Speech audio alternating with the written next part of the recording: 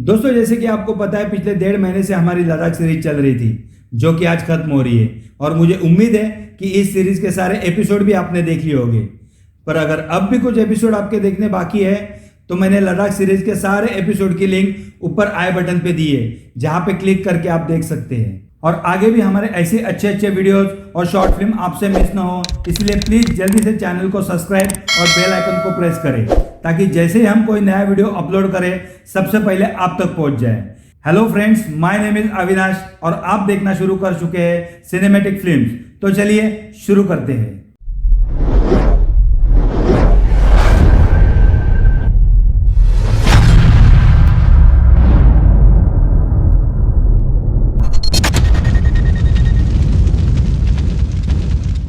दोस्तों, लद्दाख जाना बहुत सारे लोगों का सपना होता है, पर क्या आप जानते हैं लद्दाख जाना इतना भी आसान नहीं है। बहुत सारी तैयारियां करनी पड़ती है, जैसे कि गर्म कपड़े, mountain sickness medicine, road map, complete journey schedule, vehicle arrangement, food, mobile billing card, वो भी सिर्फ BSNL ही अच्छा नेटवर्क प्रोवाइड करता है।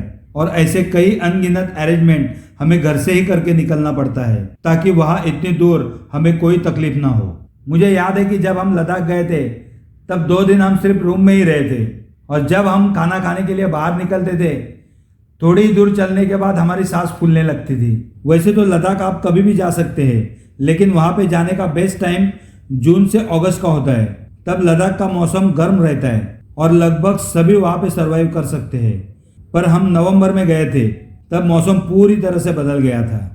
मुंबई से तो हम लगभग 35 डिग्री टेम्परेचर में निकले थे, लेकिन जैसे हम लद्दाख उतरे, वहाँ का तापमान -2 डिग्री नीचे था। लद्दाख में सितंबर से होटल्स, गेस्ट हाउस लगभग बंद हो जाते हैं। कुछ गिने चुने गेस्ट हाउस ही हमें स्टे करने देते हैं। बहुतांश खाने पीने की जगह भी बंद हो जाती है, फिर भी लोकल मार्केट की वजह से काम चल जाता है। वैसे तो लद्दाख को एक्सप्लोर करना काफी आसान है, पर यहाँ कुछ ऐसी भी जगह है जहाँ तक पहुँचना कभी कभी एक्सट्रीम एडवेंचर से कम भी नहीं होता है।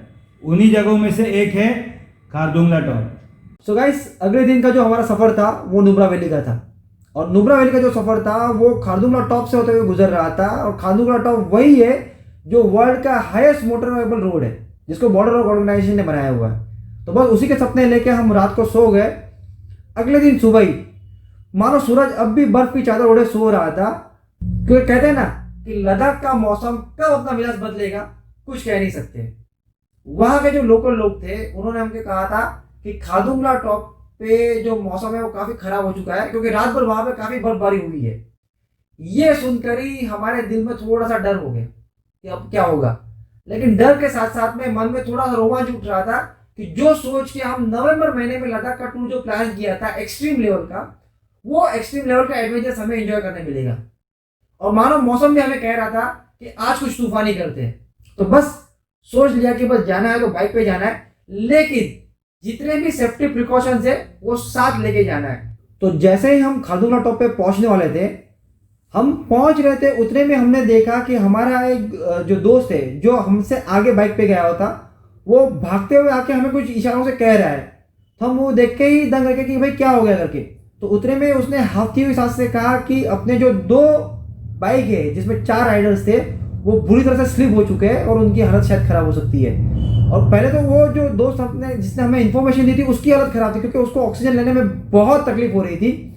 तो थैंक्स, हमने जो हमारे सेफ्टी मेजर्स हमने साथ में लिए थे, हमने इमीडिएटली सबसे पहले उसको हम हमारी वैन में लेके गए और वहाँ पे उसको ऑक्सीजन की सप्लाई दी और उसको एकदम नॉर्मलाइज किया। और हम देखने गए कि जो बाइक से गिरे हुए हमारे दोस्त है वो सही सलामत है कि नहीं। लेकिन भगवान की दुआ थी, हमारे चारों दोस्त सही सलामत थे। लेकिन जो हमारी KTM बाइक थी उसने जवाब दे दिया था। उसका जो गियर लेवल था वो पूरी तरह से टूट चुका था, और वो टूट इतनी बुरी तरह से गया था कि उस बाइक के साथ हम आगे सफ़र करना वो नामुमकिन था। तो वही हमने सोच लिया कि इस बाइक को हम यहीं पे रखते हैं और वहीं से फिर हम आगे बढ़ेंगे।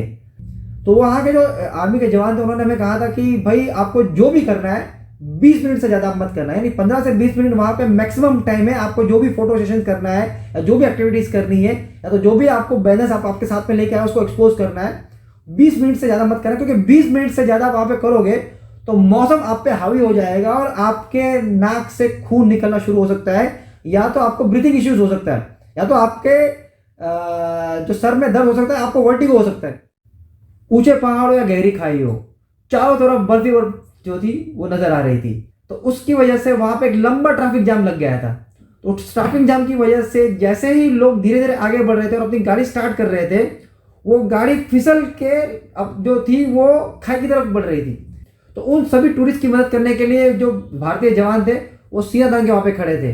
तो उनको देख के काफी रिस्पेक्ट लग रहा था कि यार क्या बात है यार, हम इतनी बुरी हालत में भी हमारे जवान है वो हमारी रक्षा के लिए वहां पे खड़े हैं। तो बस हमारी KTM जो बाइक थी वो जो डैमेज थी, हम उसको वहां पे छोड़ के आगे बढ़ने का निर्णय ले लिया और हम निकल पड़े। तो आखिरकार हम हमारी मंजिल पे पहुंच गए नुब्रा में। और वहाँ पे जो हमारा रात का इंतजाम था वो वहाँ के एक लोकल होम स्टे के अंदर था। होम स्टे कहा तो आपको ऐसे ही लगेगा कि होम स्टे यानी क्या होगा, एक बस छोटा सा रूम रहेगा, रात गुजारने के लिए थोड़ा बहुत सामान रहेगा, बस। हमारी भी एक्सपेक्टेशन वही थी। लेकिन हम जैसे वहाँ पे पहुंचे वो देख के ही हम हो गए कि वाह क्या है यार, ये होम स्टे है या 5 स्टार होटल है। क्योंकि होम स्टे को भी इतनी खूबसूरत तरीके से सजाया था कि वो देख के हमारी आधी थकान तो वहीं पे दूर हो गई। तो हम ज़्यादा टाइम वेस्ट ना होते हुए हमने सोचा कि फटाफट खाना खा के हम सो जाएंगे, ताकि दूसरे दिन जो है काफ़ी एक्टिविटीज थी हमें करनी थी। तो बस हमारे दोस्तों ने एक मस्त खाना बनाया और खाने का आनंद उठाते हुए हम रात को अपने अपने रूम में जाके सो गए। सोने के बाद हमें क्या मालूम था कि दूसरे दिन और चैलेंजेस है वो हमारा इंतजार कर रही थी। क्योंकि जो मौसम का जो मतलब एक्सट्रीम लेवल का मौसम था वो हम फेस करके आए थे, अगले दिन उससे डबल जो मौसम था वो खराब हो गया था। यानी कि सुबह से ही जो बर्फबारी इतनी जोरों से हो रही थी और साथ में काफी तेज हवा चल रही थी कि हमें लग रहा था कि शायद हम वापस ले तक नहीं जा पाएंगे। और वहाँ के जो लोकल होम स्टे थे उन्होंने भी कहा था कि अगर आपका प्लान है जाने का तो कृपया आप मत जाइए, क्योंकि आगे जाके और मौसम खराब हो सकता है। अगर आप बीच में अटक गए तो आप ना आगे जा पाओगे, ना आप आगे बढ़ पाओगे, ना पीछे बढ़ पाओगे। तो हम सोच रहे थे कि क्या करें, लेकिन दोस्त लोग कह रहे थे कि यार यहाँ तक आए और एक्सट्रीम लेवल का अगर आपको एडवेंचर्स करना है तो ये सब आनी ही आनी है, तो क्यों नहीं इसी का और आनंद ले, जैसे आए थे वैसे चले जाएंगे। हम जैसे वहाँ से आगे बढ़ गए तो आगे जैसे जैसे बढ़ते जा रहे थे और मौसम अपना मिजाज दिखाना शुरू कर दिया और -15 से लेके 20 के बीच का तापमान, बर्फबारी, जोर से हवा। और हम जैसे आगे बढ़ रहे थे मानो हमारे हाथ की उंगलियां है वो उंगलियां हमें महसूस ही नहीं हो रही थी कि हमारे हाथ में उंगलियां हैं। तो हमें हर 5-5, 10-10 मिनट पे रुकना पड़ रहा था। और जो बाइक का टैंक होता है ना, उस टैंक के ऊपर हम हमारी उंगलियां ऐसे पटक कर रहे थे ताकि महसूस हो कि भाई हमारी उंगलियां हैं। कभी कभार हम ऐसा करते थे कि जो गर्म साइलेंसर होता था उस साइलेंसर के ऊपर हम हमारे हाथ ऐसे रखते थे ताकि जो खून है वो इमीडिएटली थोड़ा सा मेल्ट हो जाए और थोड़ा सा हमें सेंस महसूस हो। इसी के बीच हम आगे धीरे धीरे बढ़ते हुए फाइनली हम वापस खारदुंगला टॉप पे पहुंच गए। और वहां पहुंचने के बाद में हमने थोड़ा सा ब्रेक लिया। वहां की जो आर्मी कैफे थी वहां पे हमने वापस जो कॉफी थी उसका आनंद उठाया।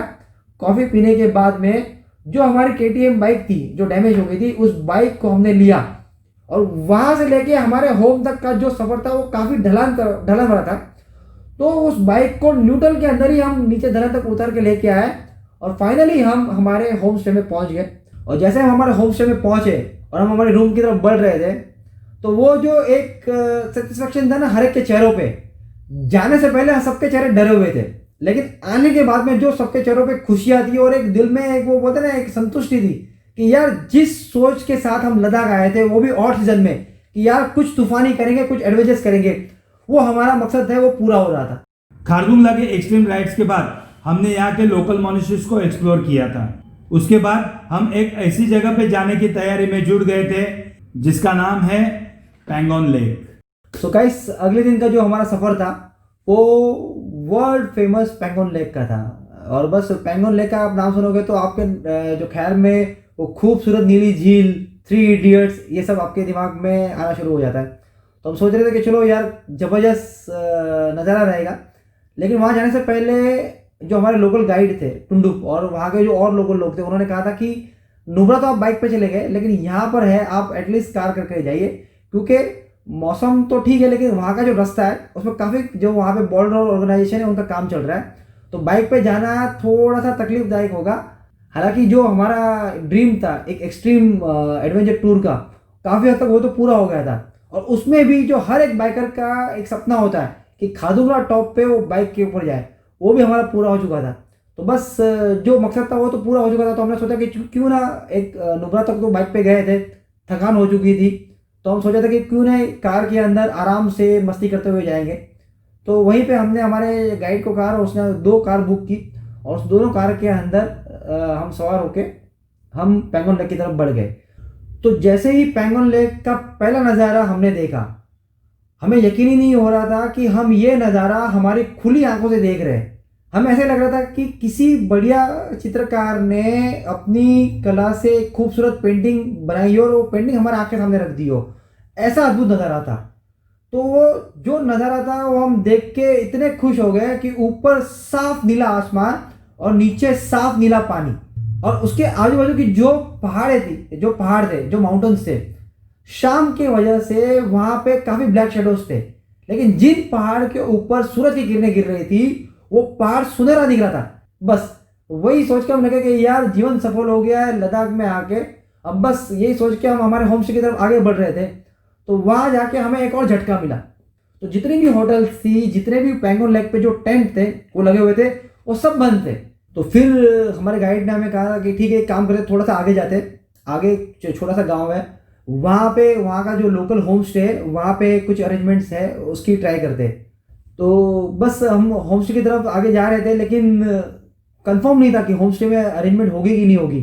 तो ये सोच के हम काफ़ी मायूस हो गए थे कि ये क्या होगा अगर कहीं पे अगर रहने की अरेंजमेंट नहीं हुई तो रात भर कहाँ हम रुकेंगे, रात कहाँ बिताएंगे, क्योंकि एक तो बहुत गहरी ठंड थी, रात होने वाली थी, ऊपर से सफ़र इतना लंबा था कि वापस जाना भी इम्पॉसिबल था। तो जैसे हम होम स्टे के वहाँ पे पहुँचे, वो होम स्टे बाहर से देख के हम और मायूस हो गए कि यार ये क्या हो गया, यार यहाँ तो कुछ नहीं है। वो देख के हमको लग गया था, वहाँ के लोगों को हमने देखा, हमको लगा कि यार यहाँ तो कुछ नहीं होगा, रात भी निकलेगी नहीं, तो हो सकता है रात हमें खुले आसमान के नीचे ही बितानी पड़ेगी इतनी ठंड के अंदर। लेकिन अंदर जाने के बाद में हमारे जितने भी डाउट्स थे काफ़ी क्लियर हो गए और हम खुश हो गए।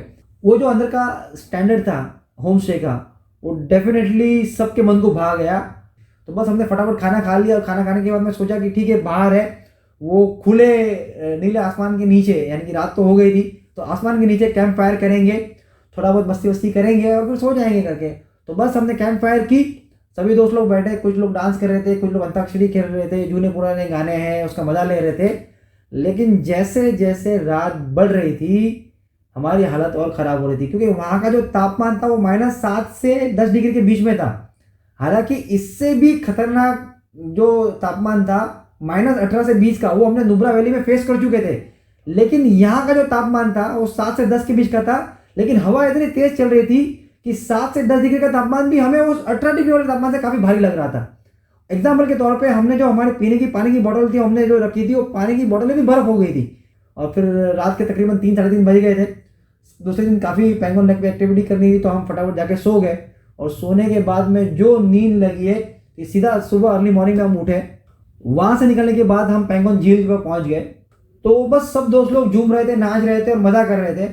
और वो जो फील थी कि यार हमारी जो विश लिस्ट थी वो पूरी हो गई थी, तो फील के साथ साथ में हमने तय कर दिया कि इस बार तो भले हम अकेले आ गए, लेकिन अगली बार हम ज़रूर वापस आएंगे और अपनी फैमिली के साथ आएंगे। तो बस हमने फटाफट हमको टेंट था वो उसको पैक किया, थोड़ी बहुत फोटोग्राफी की, वापस हमारी कार में हम बैठ गए और वापस लेक की तरफ हम निकल गए। सो गाइस फाइनली अगले दिन हमारा जाने का समय हो चुका था, क्योंकि अगले दिन सुबह अर्ली मॉर्निंग हमारी फ्लाइट थी। और इस बार की जो हमारी फ्लाइट थी वो कनेक्टिंग फ्लाइट थी, यानी कि डायरेक्ट मुंबई की नहीं थी, वो दिल्ली होते हुए मुंबई की थी। तो बस सुनहरी यादों के साथ हम रात को सो गए।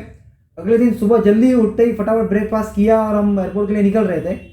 तो एक तरफ तो चेहरे पे खुशी थी कि इतने दिन जो हम हमारी फैमिली से जो दूर थे वो हम हमारी फैमिली से वापस मिल रहे थे, लेकिन साथ साथ में एक मायूसी भी थी कि जो नज़ारा हमने देखा था, जो हम यहाँ से लोगों के साथ घुल मिल गए थे, जो यहाँ का हमने कल्चर देखा था, और सबसे मेन बात तो जो पोल्यूशन फ्री यहाँ के नज़ारे थे, या चाहे आप यहाँ की वादियाँ ले लो, यहाँ के नीले पानी के झील देख लो, ये सब हमें मुंबई में कब देखने मिलेगा, ये चीज़ की जो मायूसी थी। लेकिन उन खट्टी मीठी यादों के साथ ही हम एयरपोर्ट के लिए निकल गए। तो जो हमारा गाइड था टुंडुपुत के साथ हम इतने घुल मिल गए थे कि मानो कि वो हमारा फैमिली मेम्बर था। तो बस उसके साथ फाइनल गुड बाय का टाइम आ चुका था। तो हमने एक प्यारा सा अटूट बंधन का एक फ्रेंडशिप बैंड उसके हाथों पे बांधा और बस उन खट्टी मीठी यादों के साथ में हमने लेह को अलविदा कह दिया। दोस्तों आशा करता हूँ हमारी ये लद्दाख सीरीज आपको पसंद आई होगी। ऐसे अच्छे वीडियोस देखने के लिए प्लीज चैनल को सब्सक्राइब करें। जय हिंद।